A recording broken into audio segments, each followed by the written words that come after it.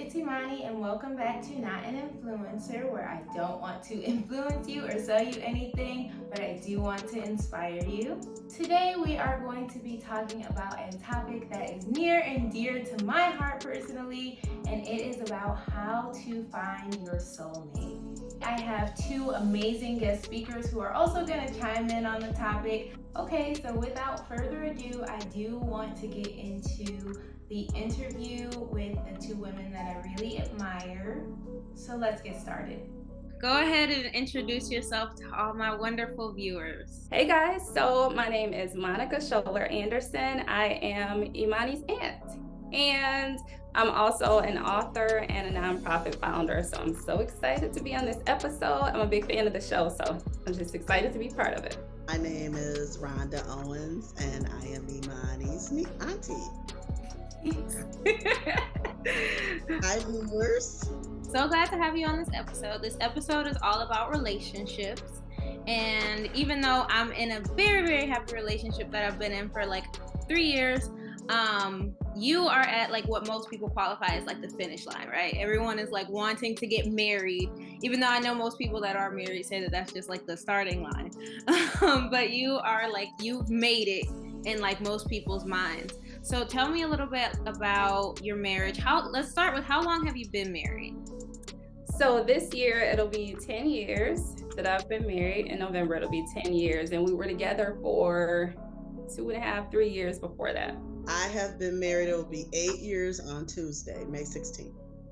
Wow, that's so beautiful. Mm-hmm. Where did you meet your husband? We met at church. The director of children's church at the church we both were attending at the time paired us up to teach children's church together in the same daytime slot. So this is the crazy thing. So I'm not a go out person, like go to the club person. I don't really be out like that. But I had just got done writing my book.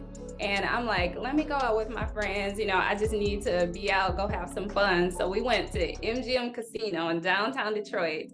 And I'm standing at the bar. It was a place called You Me Drink. And they're playing Michael Jackson overhead. And you know, I love me some Michael Jackson. So I'm standing at the bar like dancing. So this guy walks up next to me like, what's up? You having your own party, you know? And we just started talking. He was with his friends. I was with my friends. They ended up leaving us.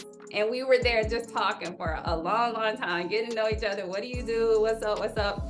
And by the end of that night, we had planned our first date, and the rest is history. Aw, that's so sweet. That's such a sweet story. You was just minding your own business and he found his way to you, and I love that. And of course, Michael Jackson was involved. Like, that's how I knew he was the one. Because of the Michael Jackson. The Michael Jackson. So it's so funny that like he kind of came to you and like scouted you out, because I feel like as women a lot of times, if we like search for a mate, like we are like, oh, you know, I'm single, I'm gonna go out to the club, I'm gonna go out to the bar. Even like people like you and me, we're not really club people or like bar people, but we do tend to like go out and look for people. Before you met your husband, what kind of places were you like frequenting and like looking for a mate? Before I met my mate, I looked for a mate in like clubs or bars, and actually for a short time I was on Match.com. And that didn't work out. Not at all. It was a very short time. So that's the thing. I never was actively like searching for somebody. My view was like, I just have to make myself available to opportunities. That was more how I saw it, rather than like being on the hunt. Because that just feels, you know what I mean? Nobody wants to feel like that. Like, I gotta find me a man. Binoculars, like, no, I didn't want that. So it's like, I'm gonna just make myself available. So that means going out a little more than usual, you know, and just having my eyes open. Did he make contact with me? Oh, okay, that was just me. You know, just being aware of what was going on. So kind of opening myself up to see what would happen, instead of like a guy walking up, dancing next to me, being like, you know, having an attitude. It was kind of like, okay, let me see what's up. Let me see what this is about. And thankfully I did, because it worked out. Yeah, I'm definitely the person with an attitude. I'm like, who are you? Right. Right. But it's like, no, he could just be vibing just like I'm vibing. So let's see what happens. It was so funny because like when I was 18, 19, I was like going out to the club and I was going out to the bar and I was trying to find a person. And then when I got to like 24, 25, I was like, if I'm gonna find a man, he's gonna have to break into my house. Right. I just didn't even want to go out. So it's so interesting that you said make yourself available, because like I was, first I was on the hunt and then I was just like, I'm over it. I'm not doing it anymore. He gonna have to break in and be a burglar in order to be my soulmate. And speaking on like when I was 18, 19, of course there are like a lot of things that I can think that I would do differently. If you could go back in time, how would you like date differently, or how would you approach dating, like knowing all that you know now? If I could go back in time, I would get to know a person first before I would even go on a first date. Sometimes once you see a person face to face, you let your guard down and, don't catch some of the warning signs that this might not be someone you want to give any more of your time to. So I would, that's what I would do. So you would want to like start with friendship and then build upon that base. Something like that, yes. Talking over the phone, getting to know the person before we even go on a first date. And I think that's really good advice too. Always like building upon something foundationally. When you meet somewhere like Match, the expectation is already there. That like we're gonna, date, and might not be somebody I want to date in the first place. Okay, so you would like for it to happen a little bit more organically. Yes. I wouldn't change anything. I think that part of dating is messing up, is making mistakes, is getting with the wrong people, because it helps you develop, it helps you define and refine yourself and kind of know what you want, what you don't want. It's not a situation where you get to be perfect. Like there is no scenario where it's like, this was perfect, I took this step and that worked out. Like it doesn't work that way. You have to get out there and just, understand how relationships work. You have to learn. So all the bad that comes with it is just part of the learning experience. So I wouldn't change anything. Like all the mess ups, everything that happened before, I needed that to be who I am and to help me view my relationship more maturely and value it the way I do, because I'm able to recognize what I want. Whereas before, I couldn't recognize it because I didn't have that experience. So yeah, I'm not changing nothing. I'm keeping it. People were able to come in and kind of teach you, hey, this is what I do want, this is what I don't want. You can get rid of some of that toxicity in yourself. Yeah. Because even before, it's like, I knew, like, there will be a guy, like, I know I'm not supposed to be with this guy, but it's like, but I have a man. You know what I mean? Like, nah, girl. It took time to learn and develop that confidence to be like, you don't want to just be with any man. You want to be with the right person. But I had to learn that. And it was through being out there and dating that I had to learn it. So. Yeah, that's so good. That's so good, because some people just settle for any man because they don't want to be alone, or they don't want to be lonely, or they want to, it's a big thing like in my generation, this cuffing season, like, oh, wintertime coming, now I got to get me a man. Right. The biggest club holiday I think is like the Wednesday before Thanksgiving. It's like the club holiday like of the whole year. Yeah. It was like cuffing season. I gotta give me a person right now before the holidays and have a cute holiday, whatever. So that's really interesting that you said that. Now, coming into marriage and even before that, like coming into a committed relationship, how did you, or how could you have, if you didn't, prepare yourself like as a single person to be in a committed relationship and to be in a marriage? What things do you think you had to learn to get to where you are? Well, I was unprepared with the knowledge of knowing that your debt can become their debt and vice versa. I was also unprepared on the knowledge of knowing the other person has a lot of like legal rights, once you get married, like control over assets, and they are like your immediate next of kin by being your spouse. So it's serious business when you take that plunge. So that kind of becoming one was like literally one. Yeah, I wasn't prepared for that. I didn't quite understand that. I understand it very well now, but didn't understand it then.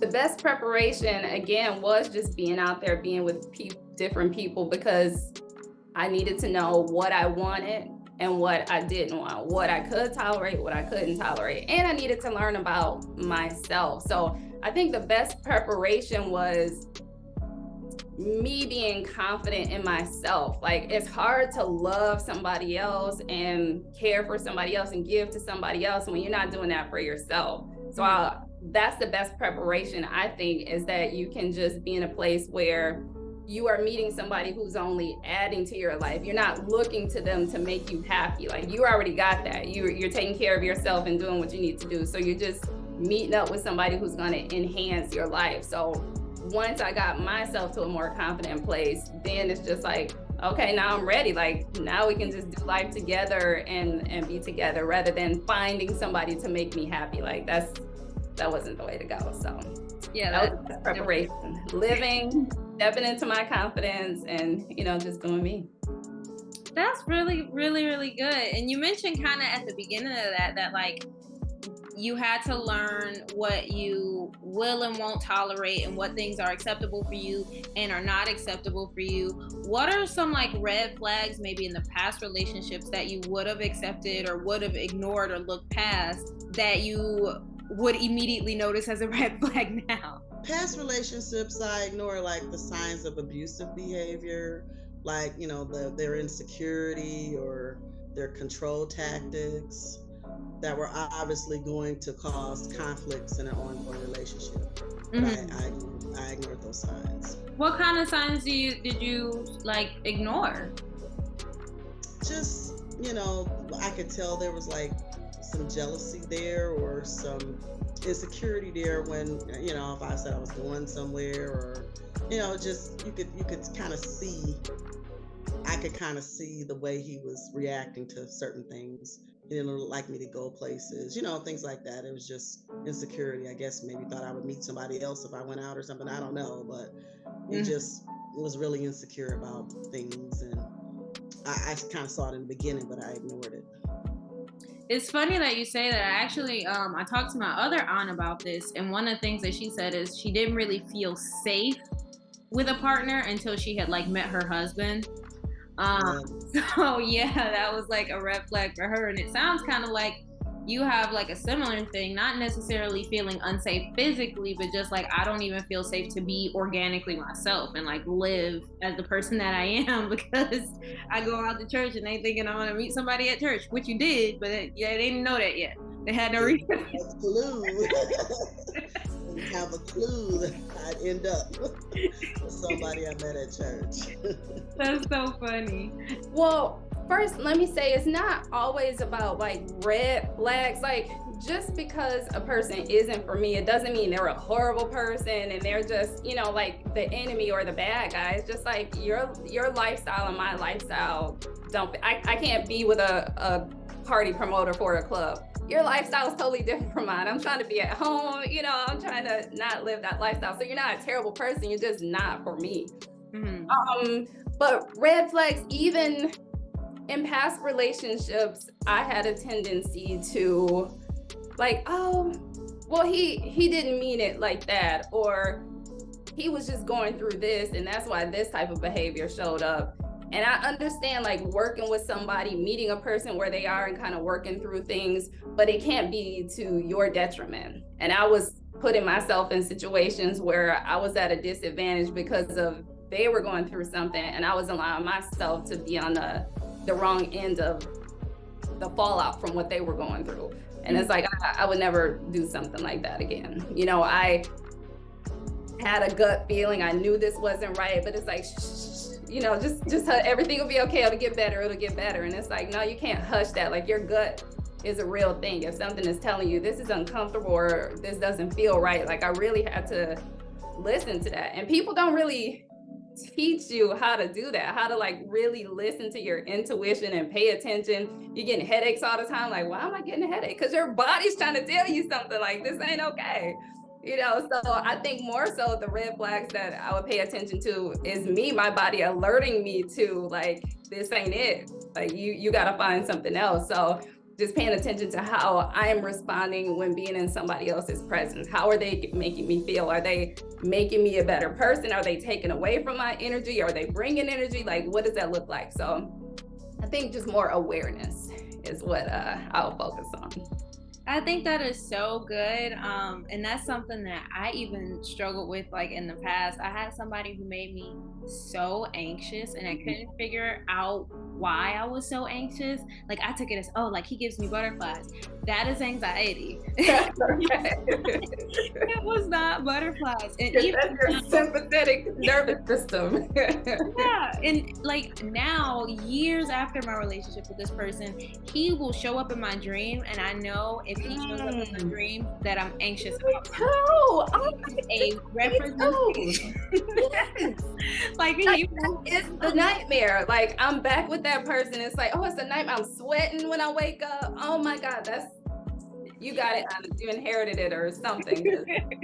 Because I am like literally, as soon as he show up, I think even like when I left my last job, I left a job pretty recently. That's how I knew. It's because he was popping up in my dreams for like a week straight, and I was anxious. Yeah, he represented that. Yeah, so I turned it into a positive because now it's a warning sign. But yes, now you know. But kind of on the flip side of that, what were some green flags in this relationship that let you know that like this is the right person or the person for you? Well, I want to say my very first attraction to my spouse was his beaming like love for the Lord and the love for his mother, and that was so obvious and like radiant within his soul, believe it or not. I also could see the love for his children because he had two children when we met. And love for me that was kind of like illuminating through his body when we, start, talking and stuff. It was really obvious. Okay, so you could just see the love all over him. I can spot that. I mean, anybody that totally loves their mom, totally respects their mom, hey, you can expect them to do that for you too. And yeah, you can see even too that that's something that y'all are similar in, is that you got so much love that you like, come here and lay on me. I do this interview. My husband was the first person that, like, when we had a disagreement or we were mad at each other, I didn't feel like he wanted to hurt me. Or you know how you can be mad and people just say mean things when they're mad. You feel like they don't care about you. They're slamming doors and doing all that. And it was none of that. And I was kind of like, so you're not gonna yell about that? Or are you still gonna, it's like, I might not like you right now, but do you want this cup of tea? Like, I know you need some tea. And it was like, wow, this is a beautiful thing to not be in a space where we're on the same page, but we are still loving and still like, I still love you. You just get on my nerves. That for me was like a huge green flag. I had a problem where I'm quick to remove myself from a situation. Like if I'm not feeling it, I'm easily like, I can go start anew somewhere else on my own. I can take care. But then it's like, do you have to do that? We just have a conflict that we can work through. You don't have to remove yourself and leave. We can speak. We don't have to yell. It doesn't have to be anger. And it was like, oh, this is different. This is different. This is real love. This is something so clean and just something I had never experienced before. And so now I still think that's one of my favorite things about my husband, that we just talk through things and it's not hateful. It's not, I don't feel like he wants to hurt me just because, we're not on the same page about something. And I guess that speaks to the relationships I've had in the past where you can't argue in a healthy way, or you can't disagree or see things differently in a healthy way. So just the health itself is what is the green flag. Yes. That is so funny. And that's really good too, because I've been in places where like certain things that I do trigger a person so bad, where I'm also quick to remove myself. I'm just like, I'm gonna take a drive. I'm gonna take a walk. I'm leaving right now. I just leave me alone.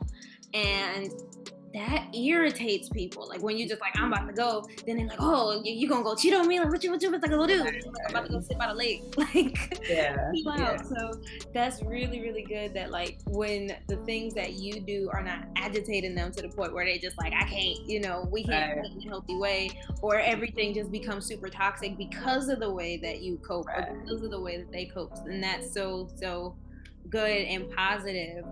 What are some things during like your singleness and dating journey that like discouraged you? And also, how do you feel that you grew from those things? Well, it seemed like the men I was meeting were looking for me to kind of take care of them financially. And, I kind of realized I deserve a guy that can pull his own weight and not look for me to be his, mother or his caregiver. So I had to really pay attention to stuff like that, because sometimes people have ulterior motives in relationships.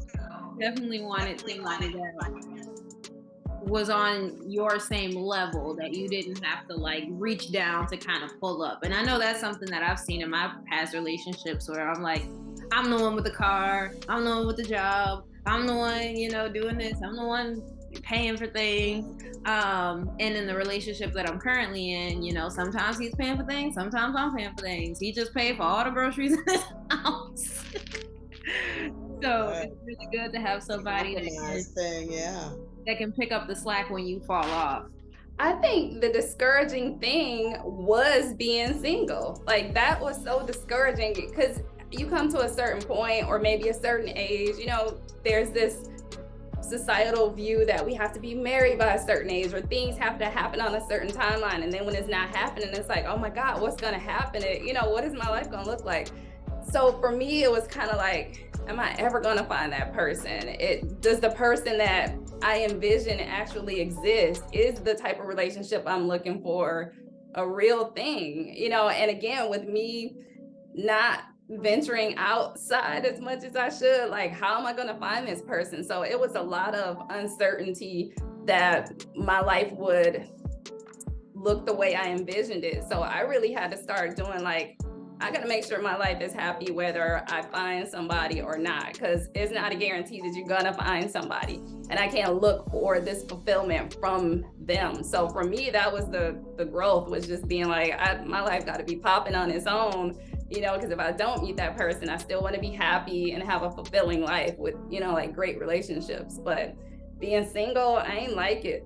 I didn't like it. I didn't like just, when you have life experiences, you want somebody to share it with. You want somebody to get on the phone and call and be like, guess what happened? Or somebody to come home to you can decompress with, or somebody to just do life with, who you can be vulnerable with, somebody who knows your family history, and they're gonna get it and they're gonna be on your side no matter what. So those are all things I really wanted, and it was just for me a concern of whether or not I was ever gonna get it, but still being okay if I hadn't. It's so funny that you actually said that, because I was just saying that this morning to my cousin. She was like, I really I miss the single life. I miss like going out and people taking me out, paying for my meals. And I was like, I hated being right. I literally, it was so bad, like just basic common sense. Sometimes when these people you dating not there, like, I just met you 5 minutes ago. I don't want to see your private pics. Yes. Don't be asking me for pictures of mine. No. It's just like, I was like, I literally loathed being single. And it's so funny, even when I met Manny, I had committed myself to being single. I was like, God, it's just me and you right now. I don't want nobody. I just want it to be me by myself right now and you. And that's what it's gonna be. And then it's so funny, I saw Manny in our like virtual trading. There was like a virtual room filled with like 500 people, literally 500 people. And I saw him out of 500, and I said, Lord, I don't care who you put me with, don't put me with that guy. And then there was a smaller group of 100 people, and he was still in that smaller group. And I said, Lord, I don't care who you put me with, just please don't put me with that guy. Why? What were you picking up that? It wasn't that I was like picking anything up. I just knew like this is the finest man I have ever seen in my life. And God, I just recommitted myself to you. There's about to be trouble. This journey, I'm just about to walk with you right now. This is what's going on. So literally every time the group will get smaller, I would be like, please God, it's only 50 of us in here, and I don't care who you put me with, just don't put me with that guy. And then day one of class, first face up on the screen, first one of class, literally was him. And I was just like, and I literally was like, I'm just gonna ignore this person. I'm just gonna ignore him. And then the story from his point of view is exactly the same. Well, not exactly the same. Every time that I was praying, like, Lord, please don't put me with this person, he was like, Lord, that's the girl that I want. Please. He had described literally, he'll tell the story like, oh, I had just talked to my nephews and I described to them the person that I wanted and the person that I saw. And then I saw you and I knew that it was you. I was wearing like a shirt with like pearls on it. And he was like, hey, I just saw you with the pearls and I just knew you were so classy. He found out I was ratchet real quick, but he didn't know that. It's not mixed though. And he was just like, I would just pray every single day that, that you would make it to the next round, and you made it through all the rounds. So I knew. And I was just like, man, counter praying. It was a prayer war, and he won out. And reminiscing on like the early relationship is so fun. If you could like start your relationship from the beginning, like if you could do it all over again, is there anything that you would change? Well, I think I would think before speaking and say anything harsh that would hurt my partner's feelings. I realize words are very hurtful and can sometimes cut just like a knife. I wish I would not have said anything that my partner could remember down the line either, that would, hurt them over and over again, because once you say something hurtful, you can't take those words back. And it stays, it stays on their mind. Yeah. And I think that's really helpful advice too, because sometimes I think in relationship, especially with like words in particular, if you get into like name calling and different stuff like that, not that that was the case with you, but sometimes that just sticks forever. Like with some of my exes, I'm like, you can call me this, and now it's not even redeemable anymore. Right. Because it's like, it was a reason you said that, so why'd you say that if you didn't mean it? Exactly. You had to think it before you said it, so yeah, exactly. Be real careful with those words. No. Again, I don't feel like there are mistakes. This idea of like trying to get perfection, like why would I do anything differently? I had to do what I had to do to end up here. So whatever happened needed to be part of my story for me to be where I am now. So if I change it, like, what is that gonna shift? I can't. I need those experiences. I need for it to be how it happened to end up here. So I don't want to say I don't believe in mistakes, but either I'm winning or I'm learning. So I had to learn, so I'm not changing anything. Yeah, so the butterfly effect is real. You could go and change like one fight or argument and then come back and be like, all right, we divorced 3 years ago. We didn't have that argument, we didn't grow.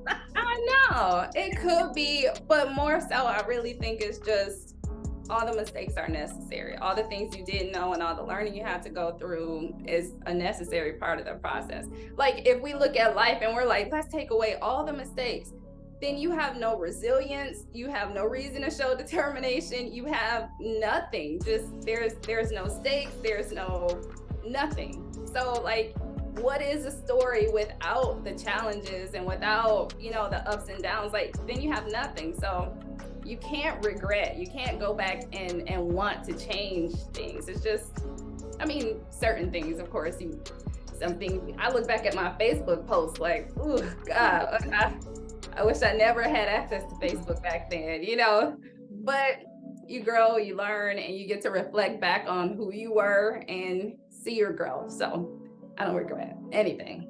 Yeah, that is so funny that you say that. That actually takes me back to like my job that I was working. I was a mortgage loan originator, and they literally call it like skin in the game. It's some people who are like born with this silver spoon and their parents will literally buy the whole house for them.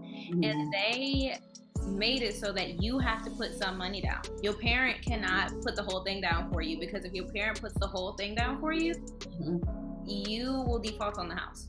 Yeah. They literally have now where you can have a gift of only so much. You have to have some, and we call it skin in the game. You have to have some of this equity in your house, and you have to put it down yourself from your job. You have to see your bank statements and know that it's coming from you. Coming out of your account, Literally out of your account. Even if there's like an unexplained deposit in your account, where does this come from? Because we can't use that money, because we don't know where it came from. We need to know for a fact that this is coming from you, because if you don't do it yourself, you don't. Why would, if somebody just gives you a house right now, what incentive do you have to keep it? There's no value. It's so funny that you say that, because it relates even in like different, scenarios and different areas of life. It really is true about everything. It really is. I truly value my relationship more because of what we have been able to overcome, where we've been, what we've been able to get through. So I think it makes it even more special, because we still here, 10 years later, through everything we went through, here we are. So I agree. And what you mentioned that like y'all have kind of been through some challenges and some stuff that y'all had to overcome. What compromises do you feel like you had to make in this relationship? I kind of accepted the fact that there are things I want done a certain way, and it's not going to happen. For instance, he's not going to remember to put another trash bag in when he empties the trash. So I just do it myself. I mean, some things I just, you pick your battles. I don't even fight about it. I just roll with it. That is really, really good advice. It's so funny, because I think me and Manny have the opposite problem. He is OCD really bad. So he likes everything, even down to like his underwear being folded a certain way. And I'm like, look, it's folded, and this is what you're going to get. So I think that's really important to realize that your way is not the only way. Or, we was raised to always put the trash back in there. Right away. I mean, every time I go to put something in the trash, the bag's missing. He was just taught to take it out. And that's the thing about men. Sometimes they just take it out. That's it. Just take the trash out. That's the only mind. I don't like the word compromise, because it has a connotation of like, oh, I gotta sacrifice. Like, it's a sacrifice. And it's like, I don't think that's how people should view relationship. It's a relationship. It's how we relate to each other. So that's just the daily life. That's just what life is. Like, he's always hot, like pouring sweat. I'm always cold. Does it mean that I'm compromising because, I let him have the air on? No, it's like, okay, so that you can cool off, we'll have the air on for you, and I'll get myself this little space heater that's not impacting your temperature. I get to have my heat, you get to be cooled off, and we're happy. It's not a compromise. It's just, let's figure out how we can live our lives together in a way that we're both happy. I think that's just my view on relationships. That's my view on life. We are working together to get through this in a way where we're mutually supporting each other. So it's not a compromise. It's just mutual support. What am I willing to do? If there's something that I'm not willing to do, then maybe that is a compromise. If I have to do it, then maybe something like that comes into play. But rarely is it ever where you come against something that you can't work through or find some common ground or some way you can get through it together. Yeah, it's so funny that you say that. We are literally the same person. I am always freezing. And Manny is the type of person that has the AC running and it's 55 degrees outside. And like, why are you like this? Right. Yeah. So that's one of the same things. I like that you said like I don't like the word compromise, because that's what everybody talks about. As soon as like the conversation of relationship comes up, it's like you have to compromise something, and you're like, that's not what it is. It's just relating to another person. And that is so powerful. That's so good, because my body relates to this temperature totally. Right. Exactly. But I let him have that, and he's gonna let me have his body gonna relate differently to the 3 pints of ice cream that I want to eat. But that's what we're gonna do. So that's really, really good. The last question that I have for you is, what advice would you give to like young people or single people that are hoping to be in a relationship or see a relationship as something aspirational that they would like to have someday?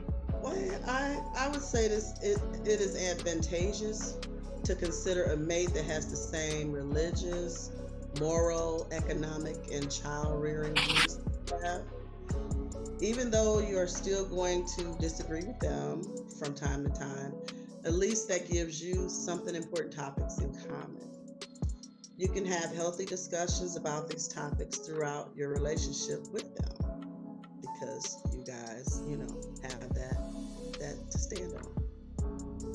Okay, so just kind of finding somebody that you have major things in common with. Yes. Make or break a relationship things in common with. So you mentioned religion. What other things would you look for?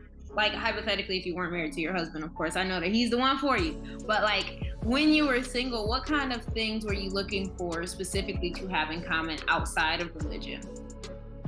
Well, like I said, moral values. That's important. I don't want someone that, thinks about robbing a bank, because that's not something I would ever do. You know what I mean? Yeah. Kind of the same moral thoughts in mind that I do. That hey, we're not those people. Yeah. They not running up out the CVS with all the cold medicine. Right. We gotta kind of have those moral things in common. It's important.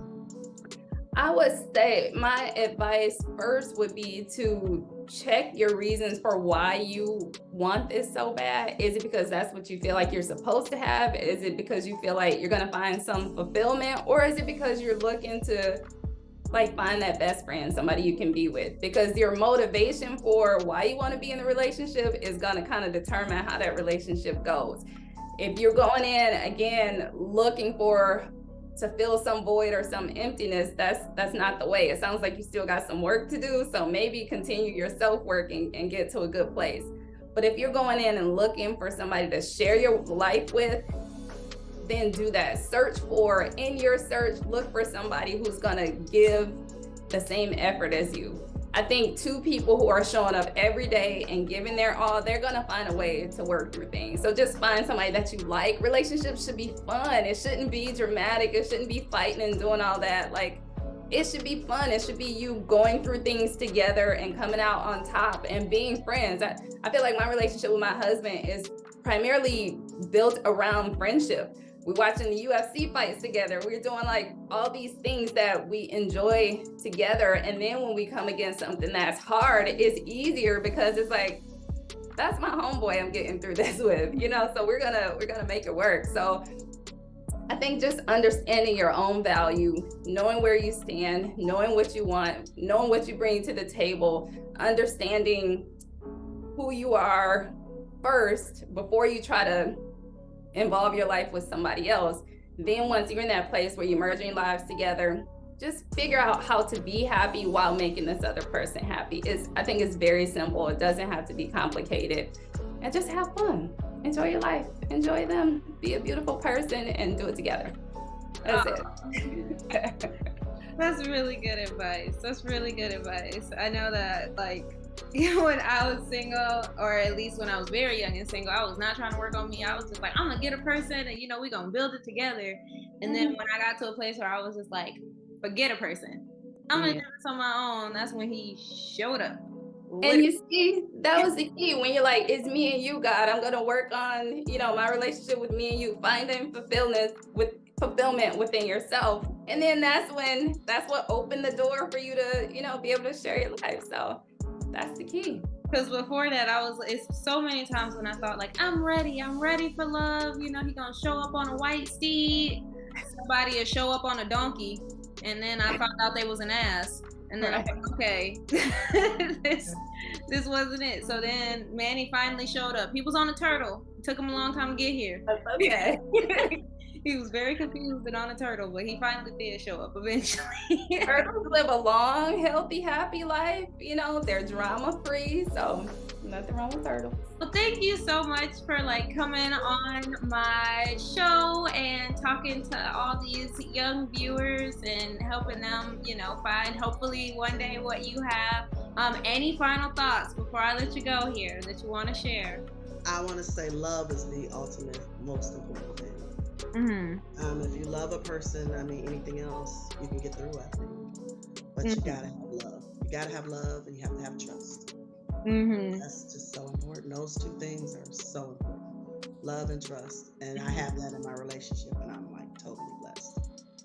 Oh, that's so sweet. I'm so happy to hear that. I love that for you. I love love. And I think that that's really so important, because I think love for me personally is choosing to love that person, even when they're in a bad mood, even when they acting unlovable, even when I'm like, if you know, come at me hot at 6 o'clock in the morning one more time, I'm gonna strangle you. You still gotta choose to love that person and put that person first, and then let it go. Right. You coming at me hot today, but tomorrow I'm still gonna smile at you when I wake up, kind of things. Let those things go. And I think that can only happen through love, because if you don't have the love, you're gonna harbor it for the rest of your life. All right, well, thank you so much for being on my YouTube channel. I love you, and make sure you watch the video when it comes out. I'll let you know when it comes out. I sure will. Take care, everybody. All right, bye. Bye. Bye, baby. Bye. Thanks for having me on. I don't think any one person's perspective is the perspective. So hopefully what I've shared can help you just find what works for you. But that's the key, just continuing to figure out what works for you. But I wish you guys all the success. Thank you for having me on the show. I love watching your episodes. I'm glad to be a part of them.